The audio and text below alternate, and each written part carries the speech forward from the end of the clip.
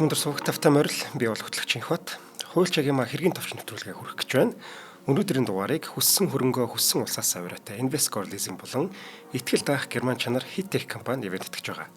Нэвтрүүлэг та бүхэнд YouTube-ийн од өндөр суугаар болон NTV телевизээр 83.3 107 стилгоны од өндөр радиогоор хүрч байна. За өдрийн мэндийг. Өдрийн мэнд хүргэе. За өнөөдөр хоёлаа бас нэг хүндхэн хэргийн талаар ярилцах болно. Энэ хэрэг та бидний мэдхээр бол маш олон 10 жил үргэлжилж байна. Өнөөдрийг ч хүртэл дуусаагүй явж байгаа. Майкл Джексоныг бол гарчгаас та бүхэн харсан бах. Мэдгүй хүн гэж байхгүй, тийм ээ. Тэгээд энэ хүнтэй холбоотой заах өдөр намтар түүхийн талаар нэг их нуршаад яах вэ? Энэгээр магадгүй манай гадаад Адра энэрийн хийвэл илүү гоёор уран яруу хөрхөөлгүүдээ. Хоёулаа өнөөдөр юу ярих вэ гэхээр Майкл Джексон гэдэг энэ алдарт дуучны холбогддог хүүхэд хүчирхийлдэг гэх хэргийнхэн талаар ярилцсан юм байна. Тэгээд энэ хүн яг үнэхээр хүүхэд хүчирхийлэгч байсан уу? Эсвэл яг алдар нэр тэ нэг мөнгө. За тэгээ өөрийнхөө эсвэл зүгээр нэг юм зан авир амьдралын хэв маягаасаа болоод хохирсон хүн үү гэдэг талаар ярих болно. Тэгээ энэ асуулт бол олон 10 жил үргэлжилж байна. Өнөөдрийг хүртэл олон нийтийн дунд эргэлзээ төрүүлсээр байгаа. Зарим хүмүүс Майкл Джексон үнэхээр гэмт хэрэгтэн байсан гэж итгэдэг бол зарим хүн бол энэ хүн үнэхээр хохирогч болсон гэж итгэдэг. За өнөөдрийн нэвтрүүлгийн албан ёсны их сурвалжуудаар бол хоёулаа Америкийн нэгдсэн улсын одоо яг энэ хэрэг дээр дурддах шүүхийн тэмдэглэлүүд болон баримтууд за мөн олон нийтэд FBI-аас ил болгосон файлууд байна. За 1993-аас 94 онд бас иргэний хэргийн шүүхэд холбогдож исэн байгаа. Энэ хэргийн талаарх мэдээлэл. За 2026 онд саяхан нэг шинэ баримтат кино гарсан. Майкл Джексон The Trail гэдэг нэртэй. За энэ киноны бас хэсгээс ингээд ярьж өгөх болно. За энэ дугаар дээр өнөөдрийн энэ дугаар дээр хүүхдийн бэлгийн хүчирхийлэл мүлжлэг тэгээд ингээд нэг grooming гэдэг чтэй тэ насанд хүрсэн хүн хүүхдийг уруу татах гэх мэт юм эмзэг сэдвүүд яригдах учраас хэрвээ хүүхдтэйгээ хамт сонсож байгаа хүн байвал тэгээд дараа нь зогсоож байгаа дараа нь сонсоорой гэж анхааруулмаар нь яг тэгэхээр хүүхдийн сэтгэл зүй гэдэг бол сэтгэл зүйн аюулгүй байдал хамгийн чухал байх ёстой тийм ээ. Тиймээс одоо зогсоогоод дараа нь магадгүй ганцаараа байхдаа сонсоорой гэж зөвлөе. За Майкл Джексон гэж юу хэн бэ? Энэ талаар хоёлаа айхтар дэлгэрэнгүй ярихгүй ч гэсэн Майкл Жозеф Джексон 1958 оны 8 дугаар сарын 29-нд Индиана мужийн Гэри хотод төрсөн. За тэрээр Джексон 5 гэдэг хамтлагийн гол дуучин болж тэгээ нэг гэр бүлийнх хамтлаг шүү дээ. Ах トゥ нараараа хамтарсан энэ хамтлагийн гол дуучин болж бага наснаасаа эхлэн алдарт хүрсэн.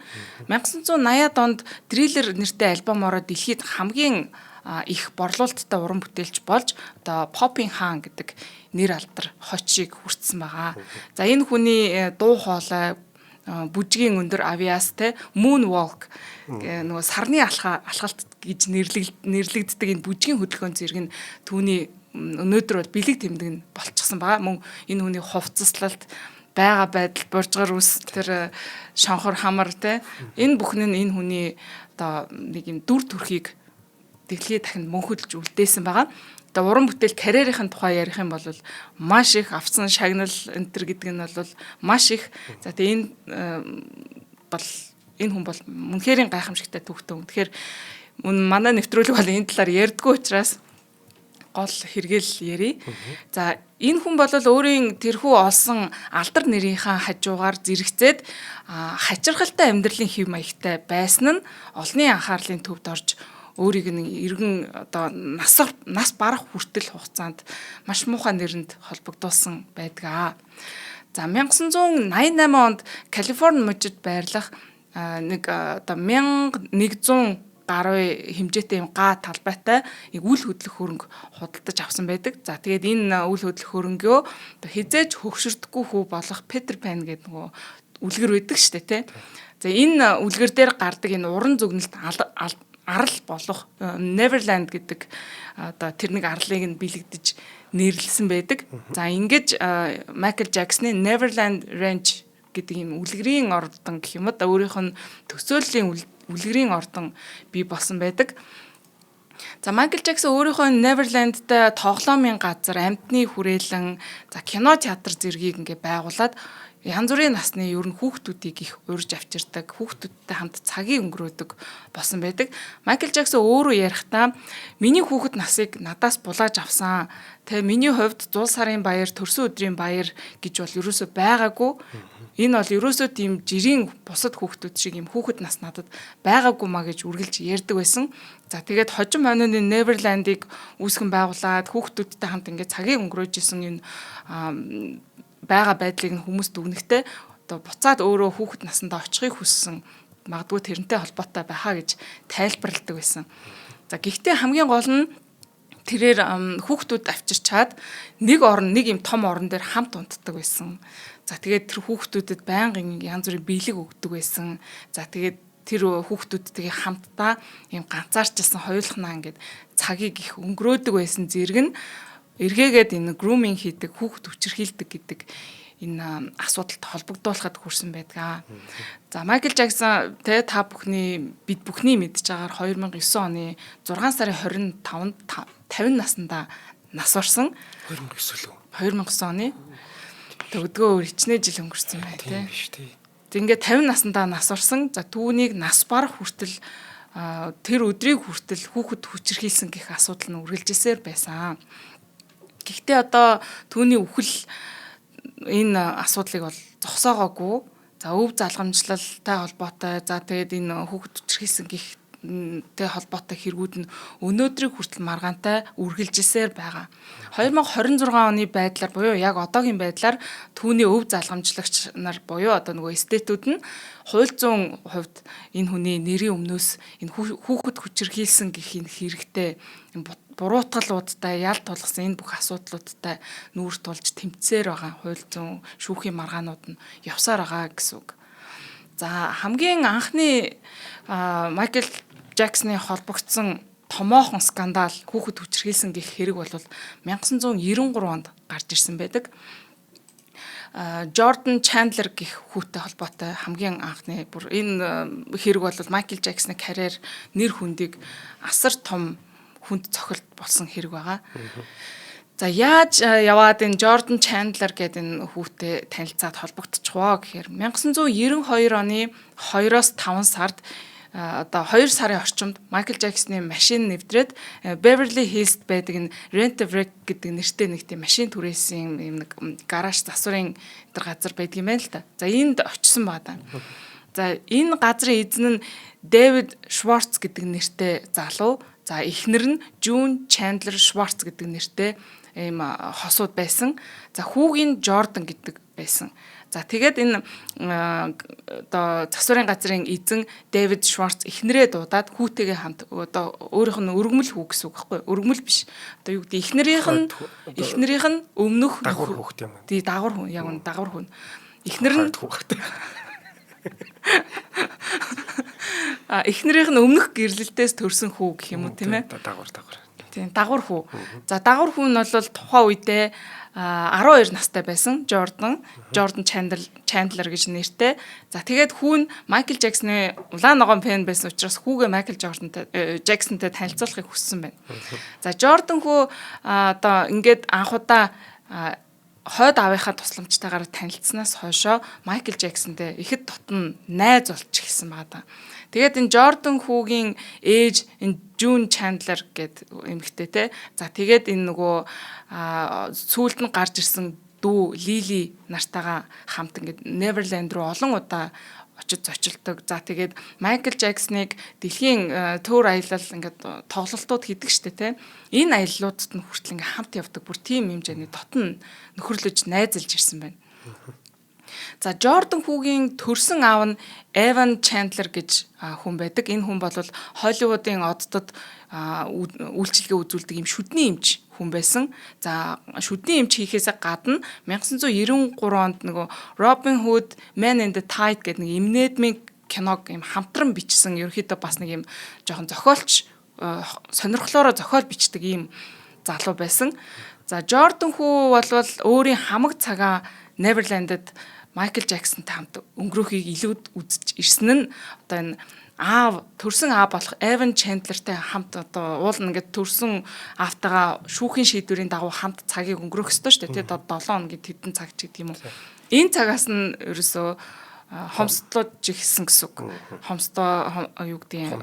Хомслоод очихгүй автагаа хамт байхаас илүү Майкл Жаксны гэрт очихыг илүү үзснээс болж одоо ер нь уулзалтгаа их багасж ирсэн юм байна л та.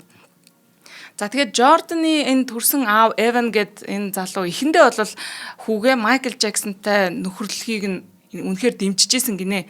Тэгээд дэмжээд уулзаад танилцаад ингээд ерөөхдөө ийм эерэг байр суурьтай байсан боловч удалгүй ийм Майкл Жакснээс ийм хачаа хачин зүйл нэхэж эхэлсэн юм байна. Энэ төрсөн аав нь.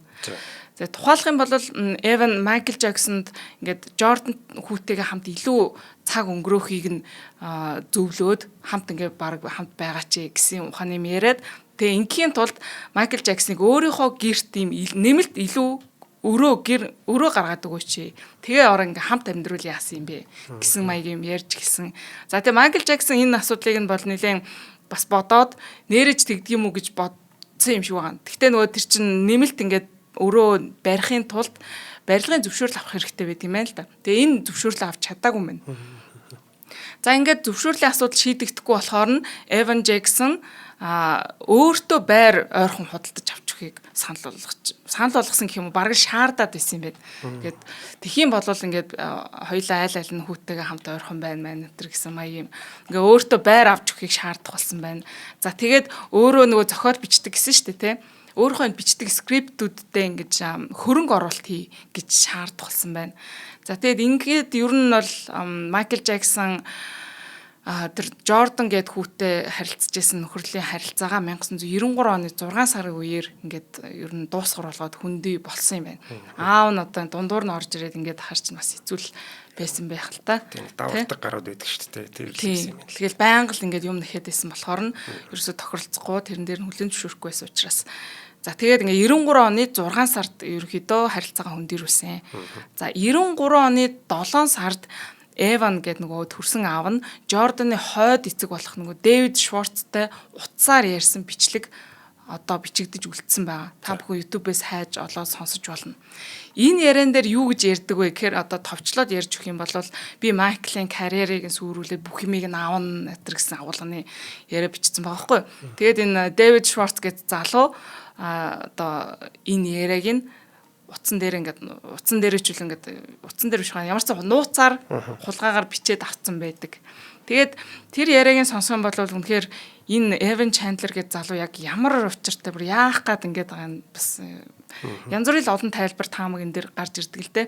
Юу гэж ярьдаг гэхээр би ингээд Жаксныг будаа болгох ийм олж чадах хамгийн муу муу гэдэг нөгөө эсрэг муу юмас хай хийдэг гэх юм уу тийм утгаар нэлж байгаа. Тийм муу хуульчийг би олж авсан Барри Ротман гэж өмгөөлөгчийг хөлсөлж авсан гэдгээ хэлээд за би хэрвээ зүгээр одоо нэг удаа тэ өөрийнхөө хуульч руу дуудлага хийх юм бол манай хуульчин Майклыг газар дээр нь одоо энэ хорвоо дээр байж болох хамгийн муу мухай залтай харгас хэрцгий аргаар бол устгаж чадна.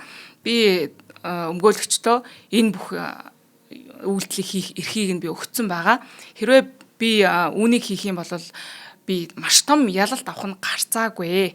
Би бол ялах нь гарцаагүй. Би хүссэн бүхнээ авах болно. Майкл Жаксон одоо бүр мөсөн устгуулна, карьер нь дуусна. Тэгээд хүн итгэмээргүй доромжлогдноо энэ бүхний эцэст. Тэгээд өөрт нь одоо юу тохиолдохыг одоо итгэхгүй л бах та антер гэж мэгээд. Тэг хамгийн аимшигтай хар дарсан зүуднээс нь ч илүү аимшигтай байх болноо. Дахиж нэгч дуу энэ хүн гаргаж чадахгүй гэх мэтэр тийм маш үзэн ядалтын байдалтайгаар ярьсан байдаг. Тэгээ энийг нь одоо олон нийтэд цацагдаад мэдсэн байгаа. Тосуулаад нэг нүүр өгчгөөр бүр нэг яадаг. Тийм албатай юм шиг л хандаж эхэлсэн юм шиг байгаа юм. За тэгээд энэ бол ингээд 93 оны 7 сард болж байгаа шүү дээ, тэ. За тэр сарда энэ Эван чин шүдний эмчтэй хүүгийнхаа шүдийг нь эмчлэх нэрийдлээрээ нэг содиум амитал гэдэг нэртэй нэг гүн тайвшруулдаг юм байд юм байна. За энэ эмийг хүүдээ ингэж тариад тэгээд эмийн нөлөөнд доор байхад нь хүүгээсээ ингэж асуусан юм. Майкл Жаксон чамтай яг юу хийсэн бэ? Чиний одоо бэлэг эрэхтэнд хүрсэн үү? Гэх мэтийн асуулт асуухт нь хүн тиймээ гэж хариулсан байна. Эмийн нөлөөнд дор байх таа шүү дээ. Тэгээд энэ хариултыг сонссны дараа Эван болон түүний хуульч нар нь Майкл Жаксоноос $20 сая нэхэж одоо чамайг шүүгт цагдаад өгнө гэх мэтээр сүрдүүлж занлхийлж гисэн байдаг. За хэдхэн 7 хоногийн дараа Jackson-ы баг за энэ 20 сая долларыг зөвшөөрөөгүй 1 сая долларын саналыг тавиад энэ асуудлыг дуусгуулахыг хүссэн. Зүгээр ядаргаа болж яснаас өгчийл гэсэн юм тий. Тэгтэн Эваны тал татгалзаад 15 сая доллар шаардсан. За Jackson бол татгалзаад 350 мянган доллар санал болгосон ч гэсэн Эван бол зөвшөөрөөгүй. Тэгэд яг зарим их сурвалжаар Эван Jackson-тай 20 сая долларын кино бүтээх тал дээр хамтран ажиллах гэрээ байгуулахыг тулгаж шаардсан гэдэм билээ. Гэхдээ энэ дээрээ тохиролцоогүй гэдэг юм байна. Энэ нь бол яг аль басны мэдээлэл бол биш. За ямар ч тач ингээд бөө мөнгө төгрөг нааш цааш нэхэд энэ дээрээ тохиролцож чадаагүй. За энэ үеэр 7 сарын 15-нд нөгөө Rotman гэдэг өмгөөлөгч залуу нөгөө аавынх нь өмнө хөсөлсөн хүн штэ. Нэг хүүхдийн сэтгцэн эмч Mattis Abrams гэдэг хүнд хандаад Jackson-ы эсрэг гаргах энэ нэхэмжлэл хуулийн шаардлагатай шинжээчийн дүгнэлт авах зорилгоор юм хүсэлт гаргасан юм байна. Тэгээд ингээ болсон үйл явдлыг ярьж өгсөн байна. Одоо хүү нь бол аав нь ингэж асуухт нь тэмээ гэж хэлсэн ийм нөхцөл байдалтай байгаа. Гэхдээ нь эмч нь эхлээд Michael Jackson ч юм уу Jordan аль алинтай ноогт уулзаагүй мөртлөө хүүг бэлгийн хүчирхийлэлд өртсөн байх магадлалтай тийм үндэслэлтэй таамаг байна гэж дүгнэлт хариуг өгсөн байдаг. Ингээд 8 сарын 17-нд нь Chandler Jordan-ыг Abrams эмчтэр яг албасаар аваачаад 3 цагийн турш ярилцлага хийлгэсэн байдаг. За тэгээд Jordan энэ Abrams эмчид юу ярьсан бэ гэхээр одоо Michael Jackson түүнийг хэдэн сарын турш бэлгийн хүчирхийлэлд өртүүлжтэй энэ гар хангалга янз бүрийн элдв муха төрлийн секс зэрэг ийм юм хийлэгдэг байсан гэдгийг 3 цагийн турш ярьсан байдаг дэлгэрэнгүйгээр. Тэгээд үүний дараа энэ Jordan хүү дээр бүх одоо эмчид ярьсан зүйлүүдээ цагдаа нарт мөн давтаж хийсэн. За ингэхдээ өгсөн мэдүүлэгтээ Michael Jackson-ы одоо бэлэг эрхтэнгийн дүрсэлж ярьсан байдаг юм байна. Ийм хэлбэртэй одоо ингэсэн ийм байдаг гэж ярьсан байдаг. Одоо юу гэж ярьсан бэ гэхээр нэг хөвчөө таслуулна гэж байдаг штэ тий. Манай бас нэг зарим ёс заншил бас байгаад дэггүй. За тийм хөвчин таслагдсан байсан. Мөн дээрээс нэг юм нөгөө Michael Jackson арсны өвчтэй тий. Тэгээд толботой ийм толботой гэх мэт тийм бүр дүрсэлж ярьсан байт юм байна. Тэгэд цагдаагийн тайланд эргээд яг энэ өгсөн мэдүүлгийг нь дурдсанаас харах юм бол Jordan хүү яг энэ хүчирхийлэл үйлдэгдсэн гэх тэр цаг хугацаа огноогоо маш бүдэг бадаг ярьд юм байна. Би сайн санахгүй байна. Би мэдэхгүй байна гэд тэр цаг хугацааны хувьд тийм маш бүдэг бадаг юм яриад байсан ч гэсэн ерөнхийдөө өөрийнхөө ярьсан зүйлүүдийг батлан ярьж исэн. За хоёул ивент итгэж танилцуулаа. За өнөөдрийн дугаарыг хүссэн хөрөнгөө хүссэн улсаас авираатай Invescore Leasing ивент гэж байгаа. За гадаадд ажиллаж амьдарч байгаа хүмүүс одоо наашаа анхаарлаа хандуулах хэрэгтэй байх.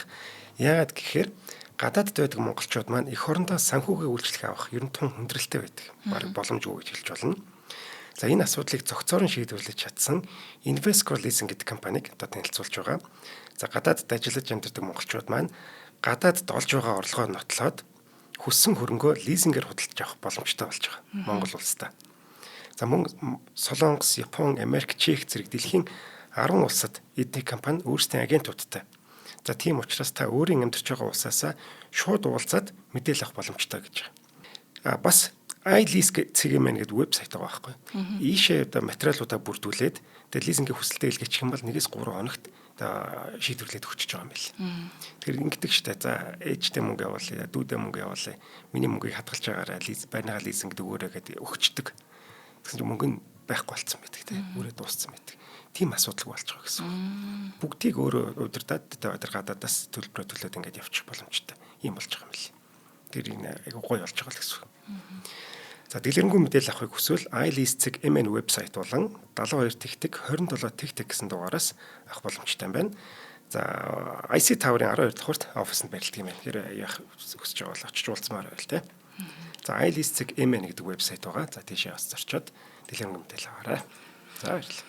За ингээд Jordan хүү цагдаа нарт очиж ийм мэдүүлэг өгснөөр LAPD болон Santa Barbara-гийн контент ингээд хэргийн мөрдөн байцаалт анх эхэлсэн. Цагдаа нар хэргийн нээсэн даруйда Neverland-д очиж энэ байшингийн бүхэлдэн нэгжлэг хийсэн. За гэхдээ ямар ч нотлох баримт. За тэгээ дээрэс нь тэр ормор юу гэдэг бүх л хаваар нэгжээд ямар ч тийм ДНХ-ийн одоо нотлох баримт, үрийн шингэн ч гэдэг юм уу, юм гэмтэл юу ч олоогүй. Ямар ч ерөөсөө physical evidence олж чадаагүй гэсэн үг. За тэгээд улмаар 1993 оны 12 сарын 20-нд Майкл Джексон нөгөө strip search буюу одоо нүцгэлж агаад бүх биед нь үзлэг хийдэг ингээд зураг мургийг аваад одоо энэгээр юу нотлох гэжсэн бэ гэхээр хүү Майкл Джексоны бэлэг эрхнийг дүрслээд ярьсан шүү дээ. Яг тэр дүрслэл нь үнэн бодит байна уугүй юу гэдгийг шалгах гэж нүцгэн ийм нэгжлэг гэх юм уу да үзлэг хийсэн байсан хийдэг. Тэгээд энийг нь ингээд шалгасан боловч яг тэр хүүгийн дүрсэлсэн байдал ерөөсө тогтоогдоогүй. Өөрөөр хэлбэл Майкл Джексон ерөөсө тэгж хөвчөө тайруулсан таслуулсан байгаагүй гэсэн үг. Тэгээд энэ яг энэ хөвчөө тайруулаагүй байсан гэдгийг дахиад 2009 онд Майкл Джексон энэ 93 онд болоод байгаа шүү дээ. 2009 онд нас барахад нь бас задлан шинжилгээ хийгдсэн. Тэрэн дээр нь ч гэсэн хөвчөө тайруулаагүй байна гэдгийг дахин нотлогддог. Тэгэхээр хүүгийн дүрслэн хийсэн тэр үйл баримт өөр байсан гэсэн. За тэгээд энэ цагдаа нар хэргийг шалгах явцдаа нийтдээ 400 гаруй хүмүүсийг байцаасан байдаг. Өөр бусад нөгөө Майкл Джексонтай хамт цагийг өнгөрөөдөг байсан хүүхдүүд, за тэгээд Neverland-д ажилладаг байсан ажилчид гэх мэт маш олон хүмүүсийг шалгаж тэднээс гэрчийн мэдүүлэг авсан байдаг. За тэгээд маш олон хүүхдүүд мэдүүлэг өгөхдөө Майкл Джексон хизээч өөрт нь халдж байгаагүй, биед нь хүрж байгаагүй, ингэж муухай эвгүй сэтгэл төрүүлж байгаагүй гэдэг ийм мэдүүлгийг өгдөгөө. За тэгээд энэ мэдүүлэг өгсөн хүмүүс донд энэ Wade Robson, Brett Barnes гэж хоёр хүн байгаа. Энэ хоёр тухайн үед хүүхдүүд байсан. Тэгэд энэ 93 оны шүүхтэр гэрчийн мэдүүлэг өгдөгөө. Энэ хоёр хүний талаар дахиад иргэд ярих юм байна. За тэгээд гítэл байна штэ. Яг энэ юуны шүүх хурал хэрэг шалгагдчих байх үед Neverland-д ажилладаг байсан зарим ажилчид олон нийтийн хэвлэл мэдээллийн өмнө гарч ирээд их хачирхалтай мэдээллүүдийг өгөх болсон төлбөртэйгээр.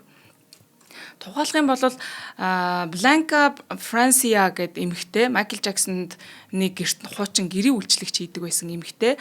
За 1986-аас 91 оны хүртэл буюу 5 жил ажилласан эмэгтэй гарч ирээд одоо Майкл Джексоны унтлагын өрөөг нь би ингээд цэвэрлдэг байсан. Мөн хувийн эд зүйлсийг ингээд арчиж цэвэрлэх юм үүрэгтэй байсан гэдгээ тайлбарлаж гарч ирээд за тэгээд дээрэс нь өөрөө Майкл Джексондээ их ойрын хүн байсан. Дээрэс нь энэ хүн эмэгтэйгийн хүү Джейсон Франсиан ч гэсэндээ Майкл Джексоныг ирдэг очдог ингээ хамт тоглодог ийм харилцаатай байсан гэд гарч ирдэг.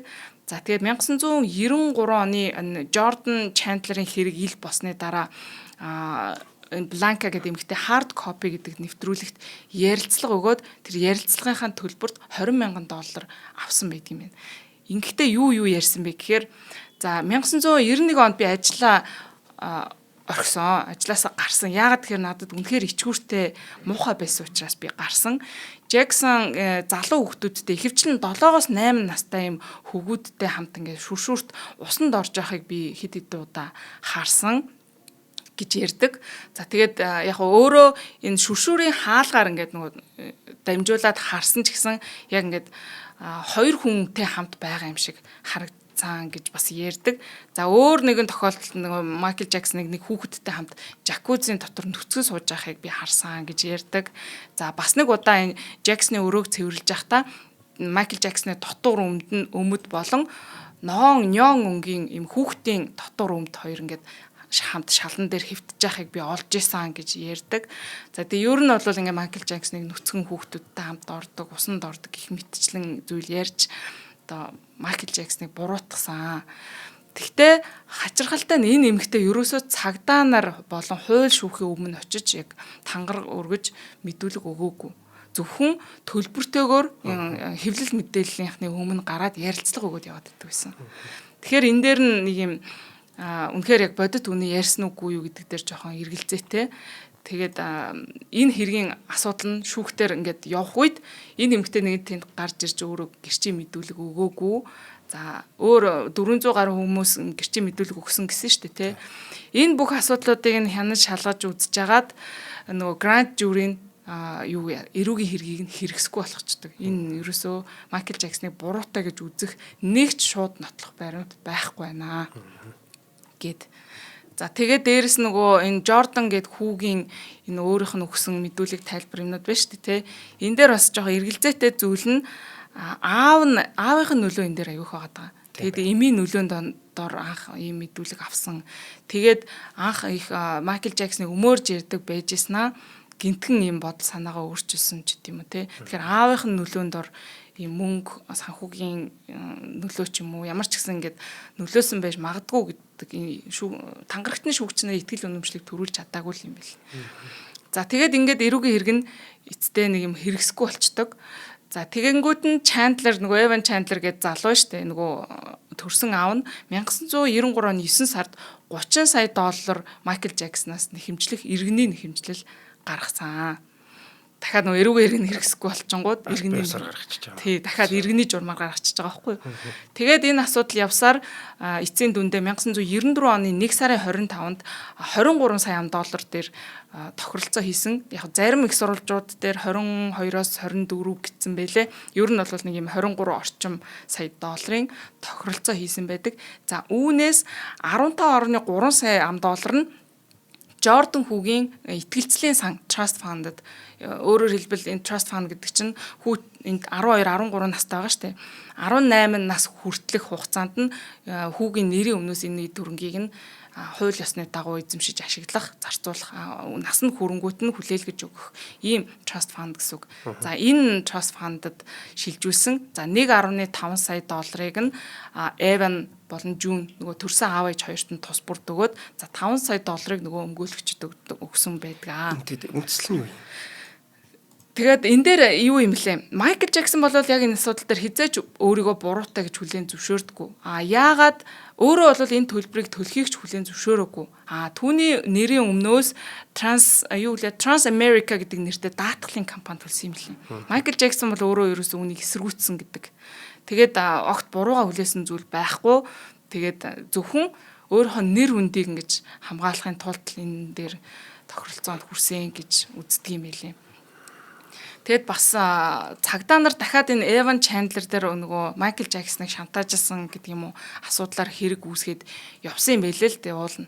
Тэгвэл энэ нэр нь тэгж яг яал мал бол оноогоогүй иргэний хэргийн маргаан байна, өр төлбөрийн маргаан байна гэж үзээд ингээ хэрэг нь хэрэгсэхгүй болж исэн юм билээ. Тэрнээс бас шантаж хийсэн юм шиг харагдаж байгааз. Харин тийм.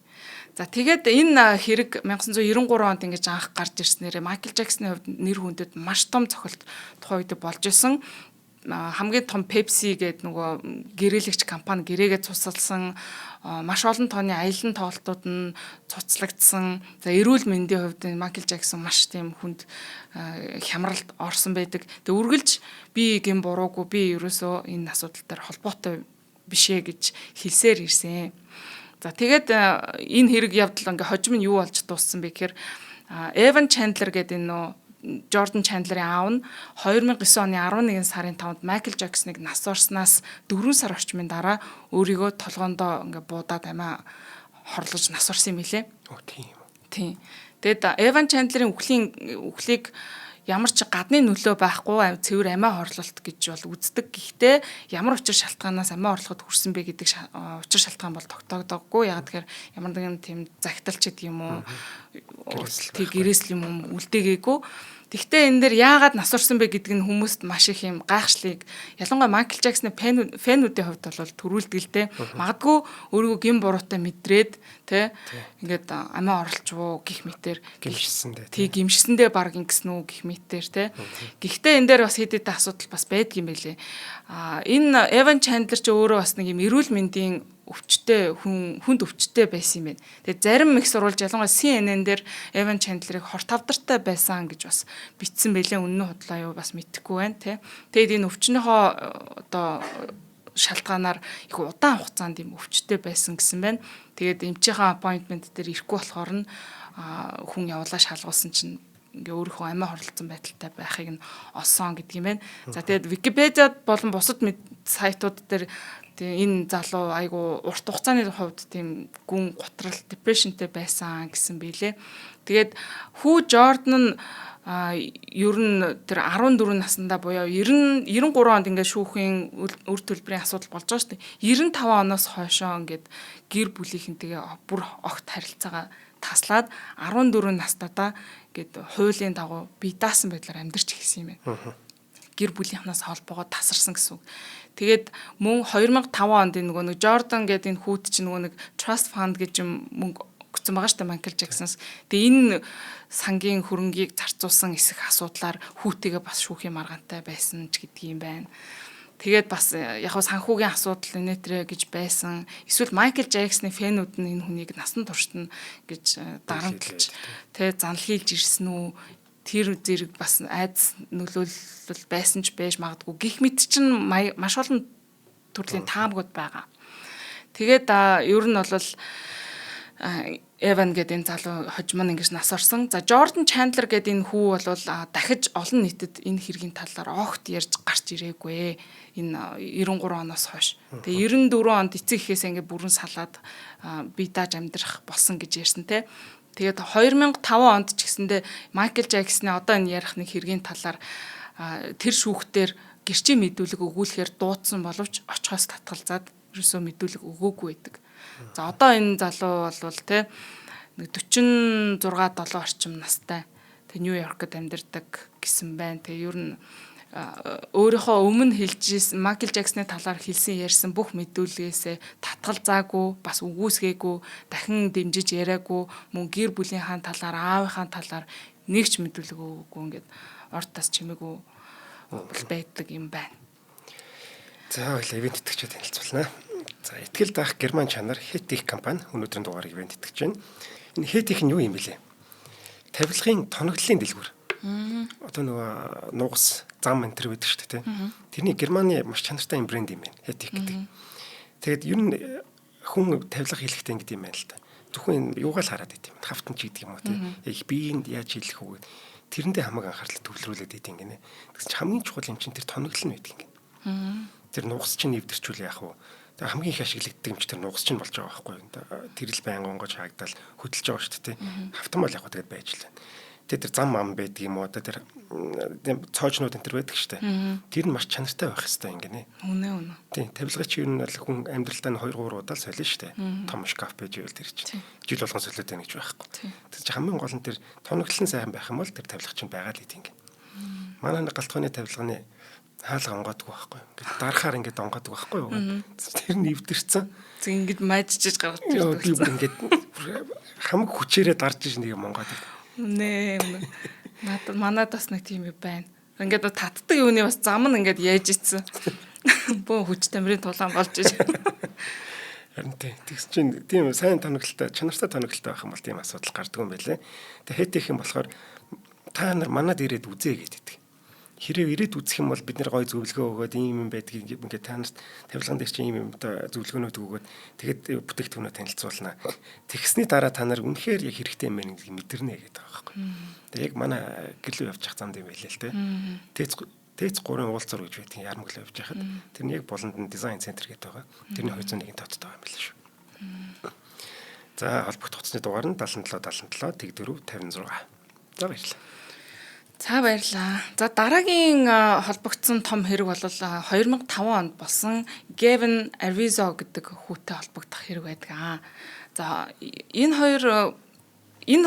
хүүтэй холбоотой асуудал яаж эхэлсэн бэ гэхээр 2003 оны 2 сарын 3-нд Англид, за 2003 оны 2 сарын 6-нд нь Америкийн нэгдсэн улсад Мартин Башир гэдэг сэтгүүлчийн хийсэн Living with Michael Jackson гэдэг нэртэй нэвтрүүлэг гэдэг 2 улсад цацагдсан юм байна.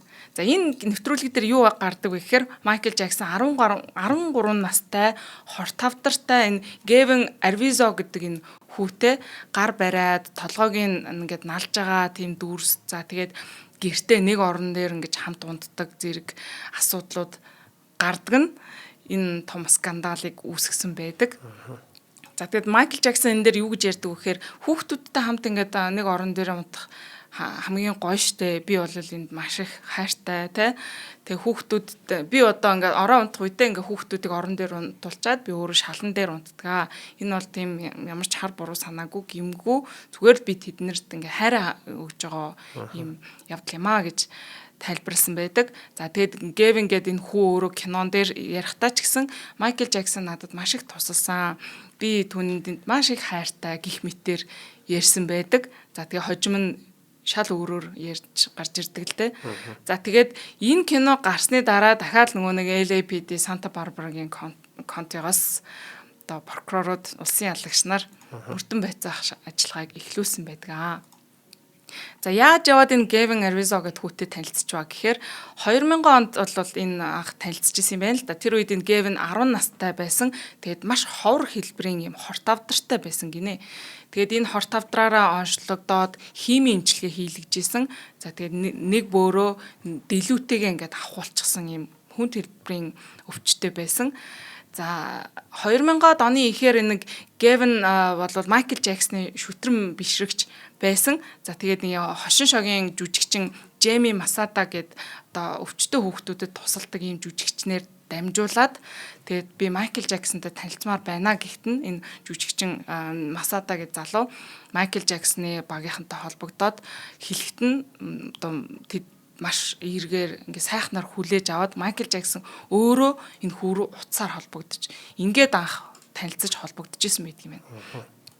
Ингээд Michael Jackson Gavin болон түүний гэр бүлийг Neverland-да ураад за 2000 оны 8 сар гэхэд Gavin-ы эцэг их за ах дүү нар те бүгдээрээ гэр бүлээрээ л ер нь Neverland-д ирдэг очдөг юм болцоодсон байсан. За Jackson бол тэдний гэр бүлийнхэнд маш их юм тусламж үзүүлж эхэлсэн юм байна. За янз бүрийн бэлэг бэлддэг байсан гинэ өгдөг байсан гэж зөөврийн компьютер тэ тухайн үед чинь хүүхдийн хувьд маш их юм баггүй юу? Компьютер өгнө, аав ээжд нь машин авч өгнө, тэ эмчилгээнийх нь тусламж энэ төлбөрүүдийн бүгдийн төлдөг. За тэгээ дээрэс нь бүр цус хандивлах арга хэмжээ хүртэл зохион байгуулад өөрийнхөө ажилчдыг Gavin хүү цусаа хандивлахыг ингэж уриалдаг. Ер нь тэгэл байж болох хэлбэрээр л их л тусламжийг үзүүлж байдаг байжээ. За тэгээ улмаар 2002-оос 2003 онд нөгөө нэг түрүүний дурдсан Мартин Баширийн Living with Michael Jackson баримтат кино гараад Gavin хүү яг энэ үеэрээ нөгөө эвтэй найртай харилцаатай байсан учраас оролцоод за Michael Jackson бол намайг хорт авдраасаа ангижрахад минь хамгийн их тусалсан хүн гих мэтээр эргээр ярьж исэн. За тэгээд энэ кино 2003 оны 2 сард ингээд цацагдсны дараа цагдаа нар хэрэг үүсгэн шалгаж эхэлсэн. Улмаар 2003 оны 11 сарын 18-нд Neverland-ыг гээд бүхэлд нь нэгжсэн байдаг. Бүхэлд нь ингээд бүр өнцөг болон үлдээлгүйгээр. За тэгээд 11 сарын 20-нд одоо 2 хоногийн дараа Michael Jackson-ыг бүр баривчилж авсан. Тэгээ гэрээс нь тэгээд гэхдээ удалгүй 3 сая долларын барьцаа аваад сулсан байдаг. Тухайн үед Michael Jackson болон түүний төлөөлөгч нар энэ бол маш худал зүйл, энэ бол гүтгэлэг гэх мэтийн тийм тайлбар өгж исэн. За хууль хүчний байгууллагынхан Michael Jackson юу гэж буруутгаж исэн бэ гэхээр нийтдээ юм 10 үндсэн том ял нийтдээ 14 зүйл ангаар буруутгасан байдаг. Энэ 2004 оны 4 сард энэ ял тулгсан байдаг. За 4 удаа бага насны хүүхдэд бэлгийн хүчирхийлэл үлдсэн. 4 удаа бага насны хүүхдэд энэ арх водка, одоо вино ч гэм юм өгөөд хүчирхийлэлд бэлтгэсэн гэж байгаа. Нэг удаа хүчирхийлэл үлдхийг оролцсон. За нэг удаа хүүхдийг ингээд барьж хорж гэр бүлийнхнийг одоо юу яасан гэр бүлийнхнаас нь холдуулсан. Тэгээ шантаажсан гих мэт ийм үйлдэлүүдтэйгээр яалт тулгсан байдаг. Ингээд шүүх хурал нь 2005 оны 1 сарын 31-нд эхэлсэн.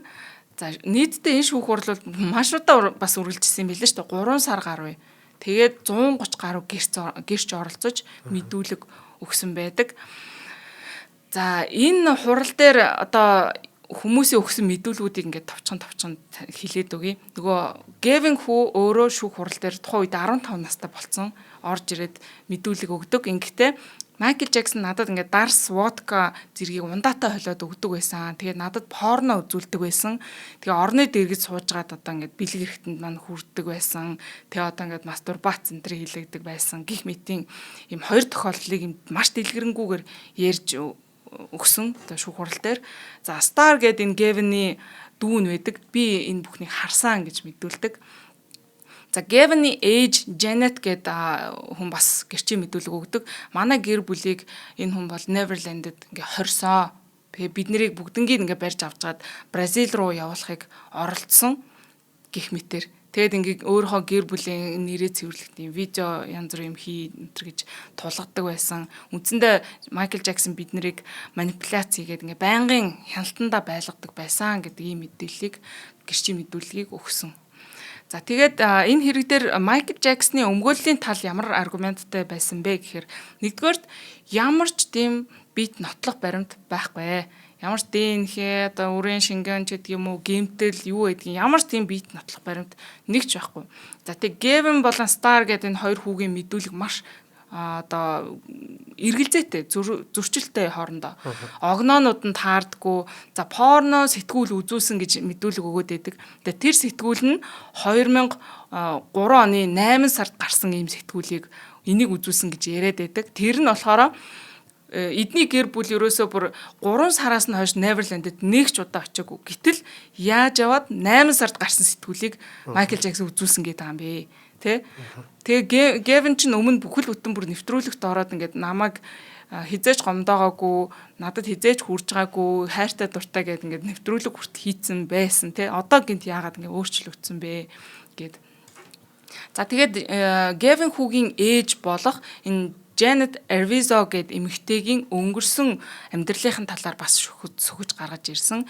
1998 онд энэ эмэгтэй нэг дэлгүүрт ажиллаж ах үедээ ингээ хулгай дэлгүүрт ажиллаж ах үедээ биш тэр дэлгүүрээс хулгай хийх үедээ одоо нөгөө тэр дэлгүүрийн хүмүүсийг ингээд надад ингээ хүч хэрглэсэн бэлгийн хүчирхийлэл үзүүлсэн гих мэт нөгөө хүмүүсийн эсрэг шүүхэд заргалдаж явжгаад 152 мянган $1 тохиролцоо энэ төр хийгээд салж исэн юм байна. Гэтэл энэ нь хожим нь худал болох нь илрээд эндээсээ бас хариуцлага хүлээж исэн энэ нэмэгтэй. За мөн одоо нөгөө тэтгэмж гэдэг чтэй төрөөс өгдөг энэ тэтгэмжийг авахтаа худлаа ярьж заллин хийх маягаар авсан гэдэг ийм мэдүүлэг баримтыг гаргаж ирсэн байгаа даа. За тэгээд энэ асуудлын эцэст нь Janet Arvizo гэдэг энэ ээжийнх нь буруутай үйлдэлүүд нь яг энэ хэрэгээс хоошо тогтоогдоод ял авсан байт юм билээ. Welfare fraud буюу заллин хийсэн гэдэг үндслээр. За тэгээд энэ шүүх хурал дээр нөгөө нэг Macaulay Culkin үлээ. Тийм, Macaulay Culkin. Тийм, энэ бас орж ирээд гэрчийн мэдүүлэг өгсөн байт юм билээ шүү дээ. Би 9-оос 14 наснда Майкл Жаксонтэй 10 гаруй удаа оронд нэг орон дээр хамт унтжсэн. Тэр надад юу ч хийгээгүй. Тэр ямар ч гин буруугүй гих мэтэр энэ гэрчийн мэдүүлэг өгсөн өмгөөллийн талын маш том тийм баримтууд болж өгч исэн гэсэн. Өөрөөр хэлбэл нөгөө прокурорын талын гаргаж ирж исэн нэг pattern evidence нөгөө шууд нотлох баримт байхгүй байгаа шүү дээ. Тэгэхээр ер нь Майкл Жаксон чинь ийм хандлагатай хүн шүү гэж гаргаж ирж исэн тэр pattern evidence-ийг эсрэг баримтууд гаргаж ирж исэн гэсэн. Нотлох баримт нь болсон гэсэн. За тэгээд дээрэс нь маш олон хүмүүс Майкл Жаксны талд мэдүүлэг өгсөн л дөө.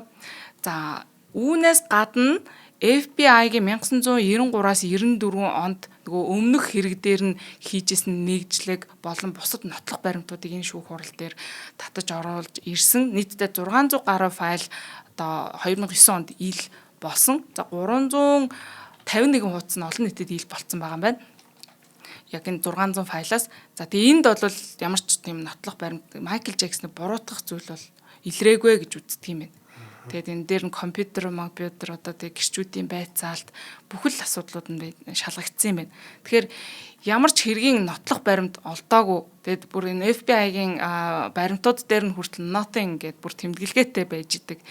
Тэгээд энэ ямар ч хүүхдийн тэр порно зураг бэлгийн хүчирхийлэл үзүүлж байгаа ч тийм зураг бичлэг видео юу ч байхгүй, олдоогүй. За тэгээд энэ асуудлаас болж ингэж хэрэг үүсгэдэггүй тухайн үедээ яагаагүй гэдэг энэ бүх баримтууд нь дахин сөхөгдөж ил гарч ирж одоо хамгаалалтын том аргумент болсон гэсэн үг. За тэгээд энэ шүүх маань эцэстээ 2005 оны 6 сарын 13-нд шийдвэрээ гаргаад тангарагтны шүүхээс бүх тулгасан энэ 10 үндсэн зүйл одоо 14 зүйл ангид нь цагаатгаж not guilty буюу гин буруугүй гэж дүгнэлтээ гаргасан байдаг. За ингээд Майкл Жаксон шүүхээс ингээд маш эрхчлөөтэй баяр баясгалантай гарч ирээ те. Би хизээч хүүхэд гомдоож байгаагүй. Бурхан намайг мэднэ гээл те. Тэгж бол мэдэгдэжсэн. Тэгээд үндсэндээ бол бас л яг өмнөх хэрэгтэй адилхан энэ Арвизогийн гэр бүлийнхэн тангарагтны шүүгч нарын итгэл үнэмшлийг нь төрүүлж чадаагүй. Зүгээр мөнгө олох зорилготой л энэ юм хийгээд байгаа юм шүү гэдэг энэ асуудлыг гаргаж ирсэн гэсэн үг те. Тэгээд Майкл Жаксон яг энэ асуудал дахин холбогдсноороо дахиад л нэр хүнд нь асар их унсаа. Ингээд ч бас нас нь ч бас нэлээд явцсан байсан. 45 та. Эрүүл мэндийн хувьд бол асар муудсан яг энэ үеэр. Тэгээ дээрэс нь өвчин зовлонгоосоо болоод харт амиг мансууруулах бодисонд донцсон гэдэг тухай дээр яриа гарч ирсэн. За санхүүгийн хувьд бол бас нэлээд хүнд байдалд орж исэн. За тэгээд энэ одоо эргээд харах юм бол Gavin Arvizo гэдэг энэ хүү хожим дахиж олон нийтийн өмнө ерөөсөө гарч ирээгүй. Тэгээ ээж нь бол ингээд нэг заллан хийсэн гэдгээр яалаад явсан байсан юм байна. Тэгээд одоо нэг ийм л хэрэг төрх юм нь холбогдож явж байгаад нас барсан байдгийм байна да. Тэгээд яг нэг дахиад нэг товчхон мэдээллийн гяс өргөчээ. Төврөнд нөгөө дурдсан шүү дээ. 93 онд Майкл Жаксны талаар мэдүүлэг өгөөд өмөрж исэн 2 жүжигчин гээд 2019 оны нэг Living Neverland гэдэг нэг кино гарсан юм байна. Энэ кинон дээр Wade Robson одоо Австралийн бүжигчин гинэ. Энэ нэг James Safechuck гэдэг энэ хоёр одоо Майкл Жаксныг энэ бага наснда тэднийг олон жил хүчирхийлсэн гэдгийг мэдүүлж гарч ирсэн байдаг кинон дээр. Тэгэд энэ Robson 2005 оны одоо шүүхэд Майкл Жаксныг хамгаалж гэрчийн мэдүүлэг бас өгж исэн. Севчак нь ч гэсэндээ 93 онд Майкл Жаксны талд ингээд хамгаалж мэдүүлэг өгж исэн мөртлөө ингээ 19 онд гинт гарч ирэнгүүтээ Майкл Жаксон биднэрээ ингээ тусгай өрөөнд оруулаад бэлгийн хүчирхийлэл янз бүрийн гаж үйлдэл хийлэгдэг байсан гэж ярьсан кинон дээр. Тэгэд энэ кино бол дахиад буцаагаад Майкл Жаксны хэдийгээр өнгөрөөд 10 жил болсон байхад нь хүртэл нэр хүндэд нь дахиж ингэж хөндөгдөж гарч ирсээр байна. Тэгээ 26 яг өнөөдрийн байдлаар бол энэ төрөүний дурдсан хоёр нөхөр чинь Майкл Жаксны талаас нийтдээ $400 сая нь хэмжилчихсэн байж байгаа. Шүүх хурал нь явагдаж байна. Одоо шүүх хурал нь 2026 оны 11 сард болох юм лээ. Энэ бол гин буруугийн хурал биш. Гин буруутай эсэх ч юм уу, гин тэргийн талаар биш. Зүгээр иргэний нөхөн төлбөр шаардсан байгаа. Тэгээ ийм шаардлага гаргачаад тэгээд нөгөө Майкл Жаксныг талыг хэн төлөвлөж ийм нөхөр өв залгамжлалаар одоо эрхийг хэрэгжүүлж байгаа эстетүүд хэрэгжүүлж байгаа. Эстет нь хэрэгжүүлж байгаа. Тэгээ 2025 онд Living Neverland 2 нэртэй бас кино гараад энэ шүүх явцын бэлтгэлийг харуулж байгаа юм процесс гардаг юм байна. Би нэг үзээгүй. За 26 онд саяхан бас нэг Channel 4 дээр Майкл Жаксон The Trail нэртэй 4 ангитай кино гарч ирсэн юм байна шүү дээ. За энэ дээр бас зөндөө олон зураг, бичлэг, аудионууд ил болдгийм байна. Майкл Жаксон хэрвээ ингээд надад хүүхдтэй уулзахыг хориглох юм бол би бараг амиа орлоо өдр гэж ярьж байгаа бичлэг энэ төр нас гардгийм байлээ. Тэгээд маш олон хүмүүс тэрэн дээр нь гарч ирд юм байлээ. Хуучин PR зөвлөх байсан хүн нүртэл гарч ирээ. Би бараг Майкл Жаксны буруутай гэж бодож байна өдр гэж юм хэлээ. Ер нь тэр киног үзэх юм бол бас сонирхолтой байх. Тэг чи яг одоо Майкл Жаксны талаар юу гэж боддог вэ? Би ч одоо тэгээд буруугүй л гэж бодохыг хүсэж штэ. Буруугүй байгаасаа л гэж хүсэж штэ. Яг хөө зөндөө юм гараал M&M энэ чи хийгээл байхгүй болгодог л та entertainment ертөнцтэй. Тэр болгоныг харахаар жоох уур хүрээлэдэг. Тэг фэнүүд нь гэж хэлж яасан хүмүүс нь ингээл өөрсдөө ингээл те. Хамтарч ажиллаж байсан хүмүүс нь хүртэл ингээд хараас хэцүү л байдаг. Тэр одоо 90-ад онд чинь бүр ямар мундаг том од байлаа те. Тэгээ 2009 онд ингээд нас урахтаа ямар өрөвдөлттэй байдалд өнгөрсөн. Тэрийн ботхоор би болж байгаа өрөвдөөл хэдин гэдэг те. Нэгэнт энэ хууль шүүх хэргийг нь шалгаад гин буруугаа гэд үтсэн л бол би гин буруугаа хаал гэж итгэж байна. Тэр чинь 400 хүнээс гэрчийн мэдүүлэг авч ийж. Тэгжээж 500 600 хүн гэрчийн мэдүүлэг өгсөн болж тарж штэ энэ 2 удаагийн том хэрэг дээр. Хоёр хүн хэлсэн 400 хүн хэлсэн хоёрын хооронд асар том ялгаа биш үү тийм ээ. Гэтэ яг ингээд яг бодох юм бол үнэхээр яг нэг грум хийцэн юм шиг те ингээд жоох хүмүүсийн эвгүүч юм шиг. Цогтой нэг хооронд унтаа танигдчих бас эвгүүл. За баярлалаа гээ. За өнөөдрийн дугаарыг маань хүссэн хөрөнгөө хүссэн улсаас авираатай Invescore Leasing компани болон ихтгэл даах Герман чанар HITECH компани ивент итгэлээ. Нэвтрүүлэг та бүхэнд YouTube-ийн од мөндөр суугаар болон NTV телевизээр мөн 83.3 107 хөс телефоны од мөндөр радиогоор хүрсэн. За дараагийн дугаараар харилцъя. За баярлалаа.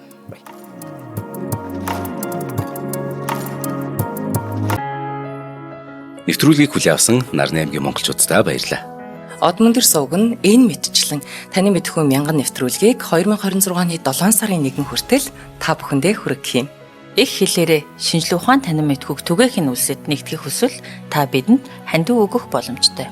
Жилдээ ганцхан удаа 100,000 төгрөгөөр биднийг дэмжснээр шинжлэх ухаан танин мэдхүйг түгээх энэ үйл хэрэг амжилттай үргэлжлэх юм. Од мөндөр нэр дээрх Удаагшлын банкны дансага 4191 Тэг 4518. Та 100,000 төгрөгөө шилжүүлэхдээ гүйлгээний утга дээр нь өөрийн нэр болон утасны дугаараа заавал бичээрэй. 100,000 төгрөг хандалснаар од мөндөр сувгийн алтан гишүүн болох юм а. Шинжлэх ухаан, танин мэдхгүй Монголд ялах болтугай.